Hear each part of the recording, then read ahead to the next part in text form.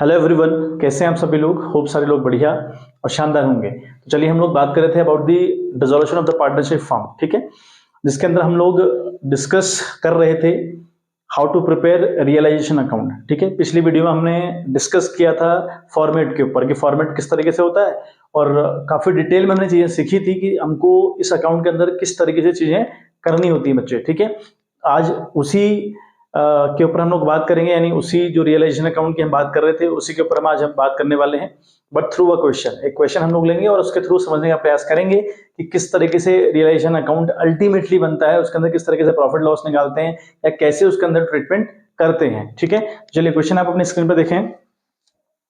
Question है आपके पास, Ramesh and Umesh were partners in a firm sharing profits in the ratio of their capital on 31st March 2013. their balance sheet was as follows.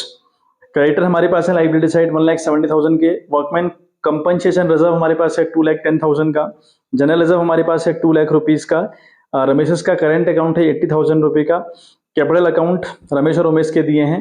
Asset side की अगर हम बात करें तो दिया है बैंक, डेटो, stock, furniture, machinery and Umesh current account. ठीक है बच्चे, ये हमको बच्चे क्वेश्चन की कहानी है। तो सबसे पहले आप आओ एसेट साइड, आप बैलेंस शीट की एसेट साइड देखो, आपको क्या क्या गिवन है। एक आपको बैंक गिवन है, डेटर्स गिवन है, स्टॉक गिवन है, फर्नीचर गिवन है, मशीनरी गिवन है और उमेश का करंट अकाउंट गिवन है। क्लियर है बात। चलिए हम बात करें फॉर्मेट की, तो फॉर्मेट कैसा होता है बच्चे, realisation account you have to write down particulars rupees, ये हमारा फॉर्मेट होता है। ये हमारी होती है डेबिट साइड, पर्टिकुलर रुपीज यहाँ तक की डेबिट साइड है और यहाँ तक की क्रेडिट साइड है। पिछली वीडियो में हमने डिस्कस किया था कि इस अकाउंट के अंदर हमको 4 काम करने हैं। एक तो सारी की सारी एसेट्स भेजनी है, सारी की सारी लाइबिलिटीज भेजनी है और एसेट्स बेचनी है, फिर हमको अपनी जो लाइबिलिटीज है उनकी पेमेंट करनी है। 4 काम बहुत मुख्य हुए, बहुत मेन इसके अंदर करने होते हैं। ठीक है, बात करें अगर हम एसेट्स की, तो assets are having debit balance, assets का डेबिट बैलेंस होता है। तो एसेट्स को हमेशा डालना है आपका डेबिट साइड यानी टू साइड, ये एसेट्स वाली साइड है। और जितनी भी आपकी लाइबिलिटीज हैं they are having credit balance, तो उन्हें हमें डालना है बाई साइड यानी क्रेडिट साइड। बताया था मैंने लॉजिक, बहुत सिंपल सा मुद्दा हुआ। डेबिट वाली चीज को उठा के डेबिट वाली साइड डालो और जो क्रेडिट वाली चीज है उसको उठाकर क्रेडिट साइड आपको पेस्ट आउट करना होता है। ठीक है, अब मैंने कहा हमें अपनी सारी की सारी एसेट्स कहां भेजनी है, टू द डेबिट साइड, मतलब टू साइड। ठीक है, अब यहां पर एसेट्स भेजते वक्त एक बात ध्यान में रखनी है कि वो एसेट्स नहीं भेजनी है जिनको बेचकर पैसा कमाना पॉसिबल नहीं है। एक तो ये टेक्निक है याद करने की। ठीक है, या दूसरे तरीके से आप ये ऐसे याद करो डायरेक्टली कि आपको सारी एसेट्स भेजनी है एक्सेप्ट बैंक नहीं आप ट्रांसफर करेंगे, कैश आप ट्रांसफर नहीं करेंगे। ठीक है, एडवर्टीजमेंट सस्पेंस अकाउंट आप ट्रांसफर नहीं करेंगे, डेफर्ड रेवेन्यू एक्सपेंडिचर आप ट्रांसफर नहीं करेंगे। ठीक है, डेफर्ड एडवर्टीजमेंट एक्सपेंडिचर आप ट्रांसफर नहीं करेंगे, प्रॉफिट एंड लॉस का बैलेंस अगर आपको एसेट साइड की बना होगा तो इनको आप ट्रांसफर नहीं करेंगे। बात समझ में आ गई। तो अल्टीमेटली 6 चीजें आपको ट्रांसफर नहीं करनी होती, बाकी सब कुछ ट्रांसफर करना होता है। क्लियर, ऐसे याद कर लो या ये याद कर लो कि जिनको बेचकर पैसा कमाना पॉसिबल नहीं है उनको ट्रांसफर नहीं करते।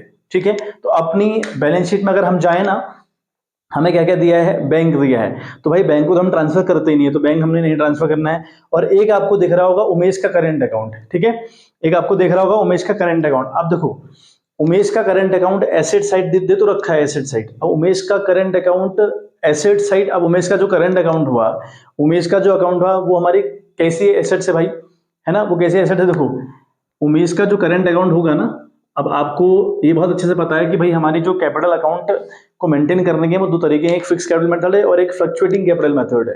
तो जब कंपनी का फिक्स कैपिटल मेथड चल रहा होता है वहां पर 2 टाइप के अकाउंट बन रहे होते हैं, एक तो कैपिटल और एक करंट।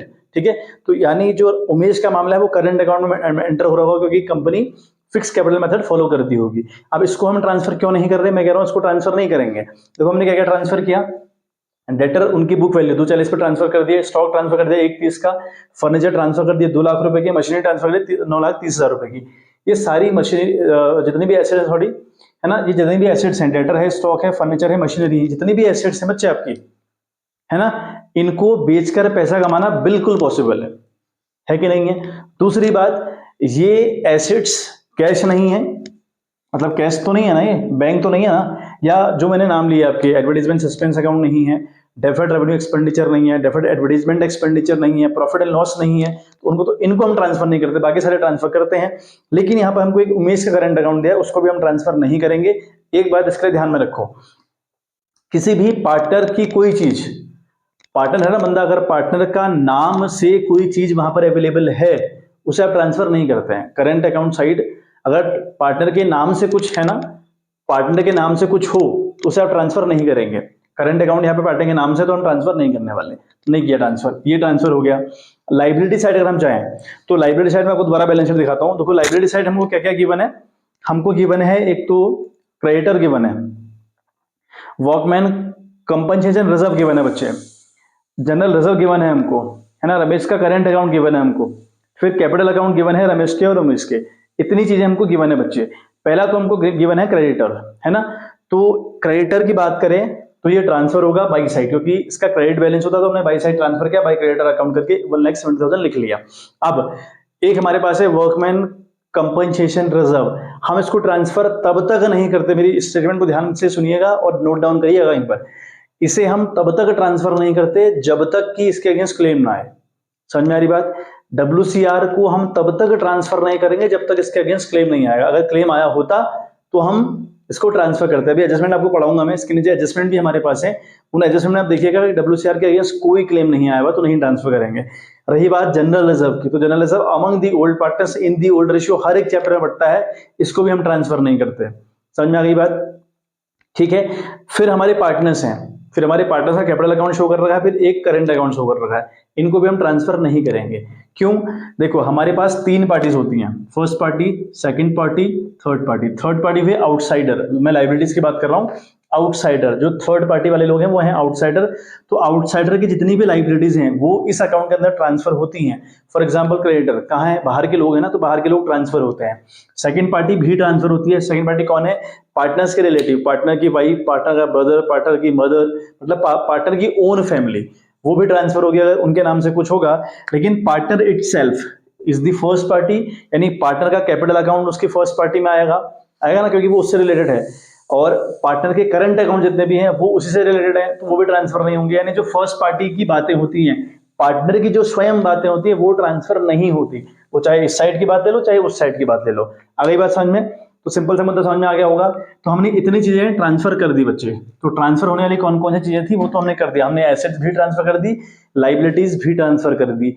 अब हमको तीसरा काम करना होता है, अपनी एसेट्स को सोल्ड आउट करना होता है, बेचना होता है, उसके बाद अपनी लाइबिलिटीज की पेमेंट करनी होती है। लेकिन उससे पहले हमको एडजस्टमेंट के ऊपर काम करना होता है, एडजस्टमेंट पढ़ने होते हैं कि एडजस्टमेंट क्या बोल रहे हैं। देखें एडजस्टमेंट आप, ठीक है बच्चे, मैं आपको एडजस्टमेंट दोबारा से शो कर रहा हूं, है ना।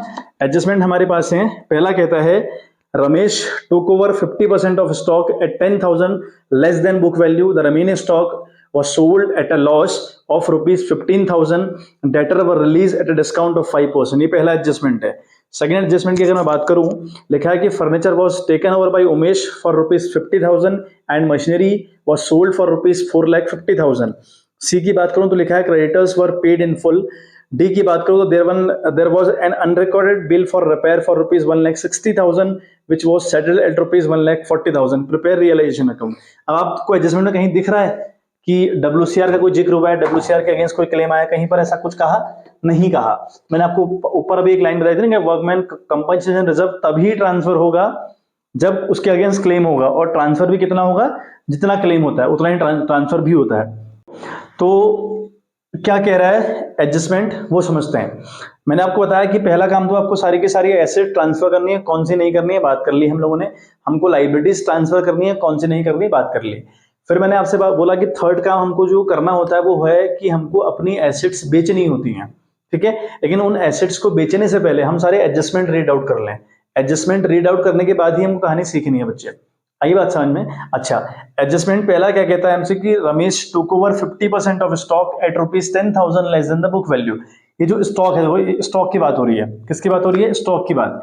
स्टॉक की बात क्या हो रही है? देखो पहले तो बच्चे हमको अपनी सारी एसेट्स सोल्ड आउट करनी होती है, लेकिन हर बार हम सोल्ड आउट करें, उनको सेल करें, पॉसिबल नहीं हो पाता। तो उस केस में क्या होता है ना, कुछ हमारे जो पार्टनर्स हैं कुछ एसेट्स ले लेते हैं, तो लें, कोई दिक्कत नहीं, हमको उससे कोई परेशानी हमको नहीं है, लेकिन हम उनसे उसकी रिकवरी जरूर करेंगे। यहाँ पर देखें आप, स्टॉक आपका फॉर एग्जांपल 130 का है, 1,30,000 का स्टॉक है कि नहीं है? बिल्कुल 1,30,000 का हमारा स्टॉक है।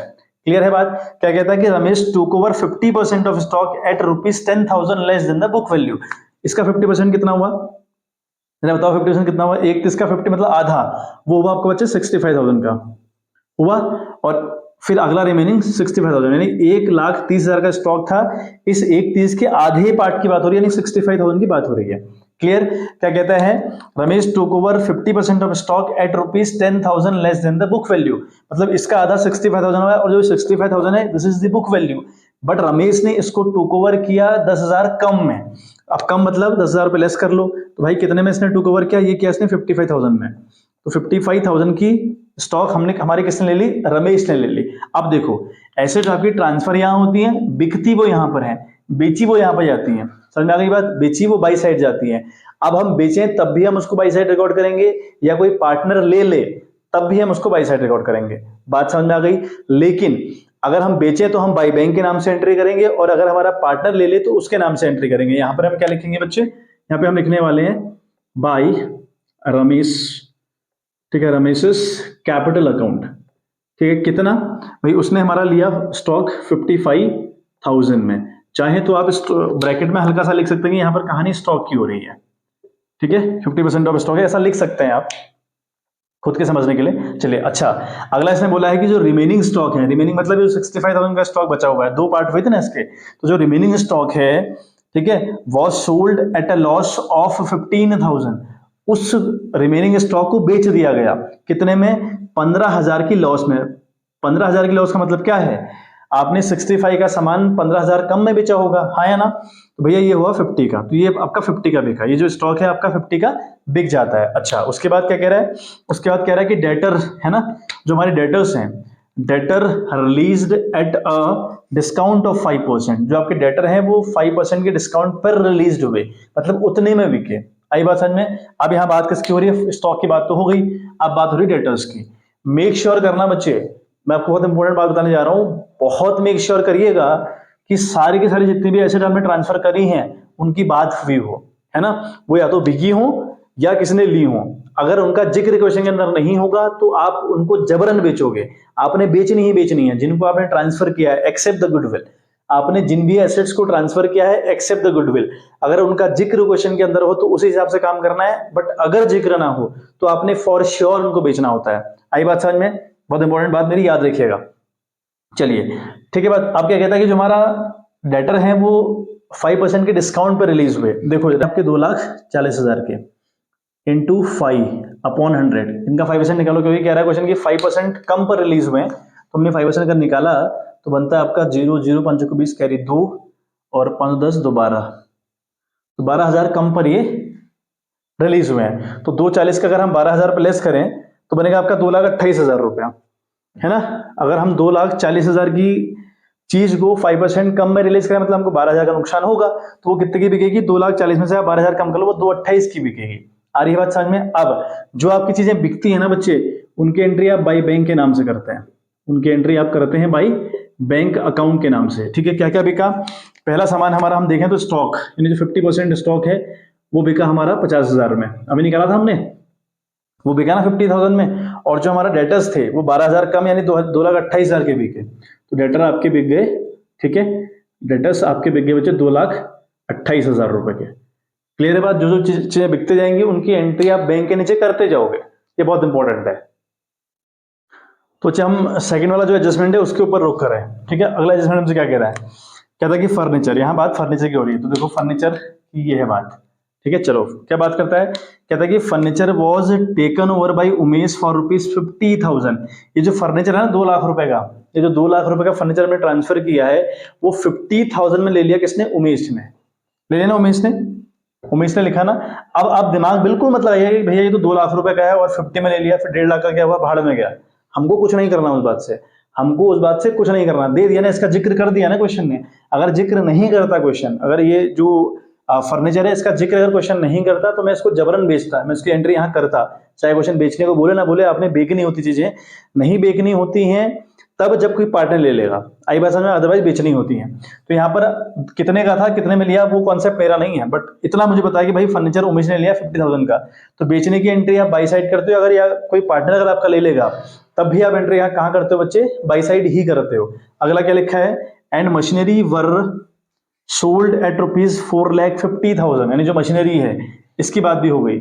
मेक श्योर करिएगा कि सारी एसेट्स की बात क्वेश्चन के एडजस्टमेंट में हुई हो, नहीं हुई होगी किसी की बात तो आप उसको बाय बैंक वाले आइटम में बेच देना है अपने उसी वैल्यू पर। फॉर एग्जांपल यहाँ मशीनरी का जिक्र नहीं होता क्वेश्चन में, सपोज करो नहीं होता जिक्र, क्वेश्चन में जिक्र नहीं होता मशीनरी का, तो हम क्या करते, मशीनरी को हम यहाँ पे बैंक वाले में लिखते स्टॉक डेटर, इसके नीचे लिखते मशीनरी, और जितनी वैल्यू नॉर्थ ईस्ट की है उतनी वैल्यू यहाँ डाल देता। अगर बेचने की बात नहीं की होती, फिलहाल तो उसने बात कर दी कि मशीनरी सोल्ड आउट हुई है 450 में, नॉर्थ ईस्ट की है लेकिन 450 बिकी है, तो फिर आपने ये दिमाग नहीं लगाना कि भैया लॉस हो गया, उस लॉस का क्या करें, भाड़ में गया, हमारा वो काम ही नहीं है। ठीक है, तो ये भी बिकी है, अगर बेची है तो फिर बैंक वाले में इसको एंट्री करोगे, तो ये हो गया मशीनरी बच्चे, है ना, ये भी आपका बिका है बच्चे। ठीक है, तो ये कितने की बिकी आपकी, 4,50,000 की मशीनरी आपकी बिक गई।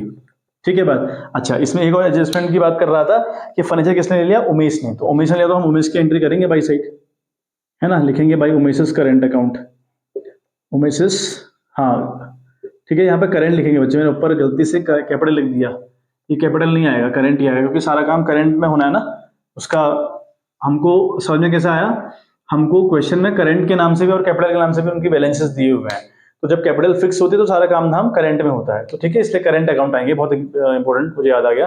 ठीक है, चलिए ये बात समझ में आ गई। तो इसने कितने का लिया, ये 50 का लिया, तो 50 का क्या लिया है वो भी डाल दो आप, ताकि आपको पता रहे कि ये बात फर्नीचर की हो रही थी, है ना, ये बात फर्नीचर की हो रही है, ये भी आप लिख देंगे। ठीक है बच्चे, तो सेकंड वाला एडजस्टमेंट भी क्लियर हो गया होगा। अगर हम थर्ड देखें, देखो क्या है कंडीशन, कंडीशन है सी वाले की, देखो हमारी सारी एसेट्स की बात तो हो गई बच्चे, जितनी भी हमारी एसेट्स हमने ट्रांसफर करी थी उनकी बात यहाँ भी हो गई। ठीक है, क्लियर हो गया सारा मामला। अब हमको क्या करना है, स्टॉक, डेटर और मशीनरी, ये तीनों हमने बेचे हैं थ्रू द बैंक, तो इनको प्लस कर लेना है बच्चे, 450 प्लस 2,28,000 और प्लस 10,000 रुपये, और आपका 7,28,000 रुपये, तो इनको लिखना है ठीक बैंक के आगे, 7,28,000 रुपये। आ रही बात समझ में, इस तरीके से काम हो गया हमारा। अच्छा, अगला एडजस्टमेंट हम पढ़ें, तो अब लाइबिलिटी के रिगार्डिंग है, क्रेडिटर हमने ट्रांसफर किया है, पेमेंट में तो होगी। अब एक बात फिर ध्यान में रखनी है, जो आपने लाइबिलिटी ट्रांसफर करी है उसकी पेमेंट फॉर श्योर होती है, क्वेश्चन कहेगा तो उस हिसाब से करेंगे, अगर क्वेश्चन नहीं कहेगा तो हम पूरी की पूरी करेंगे, मतलब हमने 170 ट्रांसफर की तो 170 हम पेमेंट भी करते हैं। हाल फिलहाल यहाँ क्वेश्चन में क्या लिखा हुआ है, लिखता है कि creditors were paid in full, यानी क्रेडिटर की पूरी पेमेंट करी गई, और पेमेंट करने की क्या काम यहाँ पे करना है, एसेट यहाँ भेजनी है, बेचनी यहाँ है, लाइबिलिटी यहाँ भेजनी है, उनकी पेमेंट यहाँ करनी है। आई बात समझ में, किस नाम से, टू बैंक के नाम से, टू बैंक। अब इसमें क्या क्या आपने टू बैंक अकाउंट लिखोगे आप लोग, और इसके नीचे आपने किस किस की पेमेंट करी है वो बहुत इंपॉर्टेंट लिखना है यहाँ पे। तो लिखेंगे पहला हमने पेमेंट करी क्रेडिटर्स की, ठीक है, यहाँ पे हमने लिखा क्रेडिटर्स थे 1,70,000 की, क्योंकि फुल पेमेंट की है कह रहा है क्वेश्चन। ठीक है, अच्छा अगला क्वेश्चन कहता है कि जो एडजस्टमेंट है, सॉरी, कहता है कि there were an unrecorded bills for repair for rupees 1,60,000, एक अनरिकॉर्डेड बिल्स फॉर रिपेयर है, मतलब अनरिकॉर्डेड का मतलब हो जिसका जिक्र क्वेश्चन में नहीं था या वो बैलेंस शीट में नहीं थी, जिस बैलेंस शीट को हमने रीड आउट किया ना, जिससे हमने एसेट्स और लायबिलिटी ट्रांसफर करने का काम किया था, उस वाली बैलेंस शीट में इस 1,60,000 जो कि रिपेयर का बिल है वो नहीं था। This is called unrecorded bills for repair which was settled at rupees 1,40,000, तो इसको भी सेटल किया गया 1,40,000 रुपए दे के। तो अब आप ये मत सोचिएगा कि वो ट्रांसफर नहीं है तो उसकी पेमेंट नहीं करेंगे, नहीं भैया, जो चीज आपने ट्रांसफर नहीं करी है अगर उसको या उसकी पेमेंट करने के बाद क्वेश्चन ने करी है तो आप करेंगे, या कोई एसेट्स अनरिकॉर्डेड है जिसका यहाँ जिक्र नहीं था, तो अगर जिक्र नहीं था तो हमने ट्रांसफर भी नहीं किया होगा, क्लियर है। लेकिन नीचे कोई ऐसी एसेट्स हो जिसको बेचने का जिक्र किया गया हो जबकि हमने ट्रांसफर नहीं की थी, तो आप बेचेंगे बच्चे, ठीक है बात। चलिए यहाँ पे हम दूसरा क्या लिखेंगे, बिल्स फॉर रिपेयर, हम लिखेंगे बिल्स फॉर रिपेयर, ठीक है। तो हमारा ये भी था आपका कितना, 1,40,000 रुपए का, तो अल्टीमेटली ये 7,411 2,30,000 यानी हो गया 3,07,411, हमारे बन रहा बत्ते 3,10,000 रुपए का, है ना, ये मामला बन रहा है आपका 3,10,000 रुपए का। आई है बात समझ में। चलिए हमने सारा काम कर लिया बच्चे, जो भी हमने क्वेश्चन ने हमसे कहा था ना, जितनी कहानी क्वेश्चन ने हमसे कही थी हमने सारी की सारी कहानी बच्चे कर ली है। अब लास्ट काम सुनिए, बहुत इंपॉर्टेंट है और अगर आपको ये आ जाएगा ना बच्चे, अगर आपको ये रियलाइजेशन अकाउंट समझ में आ गया तो आप गारंटी मानिए इस बात की, बस आपको एडजस्टमेंट के ऊपर काम करना है। फिर जो एडजस्टमेंट होते हैं ना, अलग अलग जो 4 एडजस्टमेंट हमने यहाँ पे पढ़े, उनके ऊपर आपको फोकस करना है, फिर बाकी कहानी तो आपको आ ही जाएगी। ठीक है, चलिए अब आपको क्या करना है, बहुत इंपॉर्टेंट, वो सुनिए। ठीक है, अब यहाँ पे क्या होता है ना बच्चे, जो ये 2 वाली साइड है ना, ये हमारी साइड होती है एक्सपेंसेस वाली साइड, इसको हम मानते हैं। जो हमें डेबिट साइड है ना बच्चे, ये डेबिट साइड हमारी नुकसान वाली साइड होती है, क्योंकि नॉमिनल अकाउंट है। अब बिल्कुल दिमाग ऐसा फालतू का मत लगाइएगा कि भैया आपने तो यहाँ एसेट बेची है तो एसेट कब से खर्चा होने लगी। ऐसा नहीं है, खर्चा नहीं होती asset, I know very well, लेकिन जो रियलाइजेशन अकाउंट है उसका ये रूल है ना, वो नॉमिनल अकाउंट है भाई। तो नॉमिनल अकाउंट का रूल ये है कि जो 2 वाली साइड है वो तो खर्चे वाली साइड है, ठीक है, और जो बाई वाली साइड है वो आपकी इनकम वाली साइड है। बात समझ में आ गई? जो 2 वाली साइड है वो तो खर्चे वाली साइड है, और जो बाई वाली साइड है वो आपकी इनकम वाली साइड है। आपने ऐसे भी ध्यान में रखनी चीजों को, ऐसे भी याद रखना है। अब आप ये देखो, अगर ये साइड बड़ी आ गई तो भैया आप लॉस में रहेंगे, और अगर आपको ये वाली साइड बड़ी आ गई तो आप फायदे में होंगे, और फायदा जो होगा वो अमंग द पार्टनर्स बढ़ जाएगा इन दी गिवन रेशियो, और जो प्रॉफिट होगा वो भी among the partners in the given ratio. चलिए, अगर हमने देखो ना तो दोनों साइड का देखो अगर टोटलिंग, तो आपको दिख रहा होगा, देखो ये वाला फिगर बड़ा है आपका, तो ये आ रहा है बच्चे 18,10,000 रुपए, जोड़ के आ रहा है 18,10,000 रुपए 2 वाला, मतलब ये फर्म फिलहाल नुकसान में है। यहां भी आप सेम लिखेंगे 18,10,000 रुपए, ठीक है। और ये वाले फिगर हम जोड़े ना 1, 70, 55, 7, 28 और 50,000, तो ये आ रहा है आपका 10 लाख, ये आ रहा 10,03,000 रुपया, ठीक है। यहां तक की कहानी ना जोड़कर 10,03,000 रुपए आ रही है, ठीक है, 10,03,000 रुपए, और हमारी खर्चा कितना हो गया, हमारा खर्चा हो गया 18,10,000। तो अगर आप इसको घटाओगे तो आएगा 8,07,000। तो 8,07,000 के लॉस में बच्चे आप हैं 8,07,000 के लॉस में, तो लॉस यहां पे ट्रांसफर होती है, ठीक है। प्रॉफिट आपका यहां पे ट्रांसफर होता है, लॉस यहां पे ट्रांसफर होती है, तो लिखेंगे आप बाई लॉस, ठीक है, बाई लॉस ट्रांसफर। कौन कौन है, एक तो रमेश है, रमेश करंट अकाउंट लिख दीजिएगा, और एक उमेश है, रमेश और उमेश को मिलेगी। अब किस रेशियो में हमको नुकसान होता है, 8,07,000 रुपए का, ठीक है। अब इसने कहा था कि जो रेशियो होंगे इनके कैपिटल के हिसाब से होंगे बच्चे। क्वेश्चन ने शुरुआत में कहा था ना कि इनके कैपिटल के हिसाब से हम रेशियो निकालेंगे, तो कैपिटल इनके 7 लाख और 3 लाख रुपए है, तो 7 लाख और 3 लाख का रेशियो बनता है 7/3/10, ठीक है। 0 से 0 कैंसिल हुआ, अगर हम इसको 7 से मल्टीप्लाई करें, 80700 को अगर हम मल्टीप्लाई करें ना 7 से बच्चे, तो वो बन रहा है आपका 5,64,900, यानी 5,64,900 एक के हिस्से में आ रहे हैं, और अगला हिस्सा मैं देखूं तो वो आ रहा है 2,42,100, 2,42,100। तो अल्टीमेटली हो गया लॉस आपकी 8,07,000 रुपया, ठीक है बच्चे। तो ये होगा करने का तरीका, ठीक। आई होप आप कनेक्ट कर पाए हूं, चीजें आपको क्लियर हुई हो, ठीक है। कुछ एडजस्टमेंट है बच्चे, जो एडजस्टमेंट है आपको उनके ऊपर काम करना है, ये वर्किंग नोट के तौर पर ले लीजिएगा इसको। तो जो एडजस्टमेंट है उनके ऊपर आपको काम जरूर करना पड़ेगा, बाकी आपकी टेक्निक तो यही रहेगी बच्चे, जो आपको टेक्निक समझा दी ना, ये टेक्निक है, बाकी आपको एडजस्टमेंट के ऊपर हल्का फुल्का काम करना पड़ेगा। हर एक एडजस्टमेंट का जो आपको अल्टीमेट इंपैक्ट है वो सीखना पड़ेगा, है ना। और वो एक क्वेश्चन करने से तो नहीं आएगा, कम से कम आपको 5-7 क्वेश्चन लगाने पड़ेंगे, 2-3 तो मैं आपको करवाऊंगा, बाकी 2-4 आप खुद से भी करिए, ठीक है। और कोई डाउट अगर हो तो कमेंट बॉक्स में कमेंट कर दीजिएगा, हम उसको सॉल्व करने का पूरा प्रयास करेंगे। चलिए, तो मिलते हैं आपसे इन द नेक्स्ट वीडियो, तो bye bye, have a good day.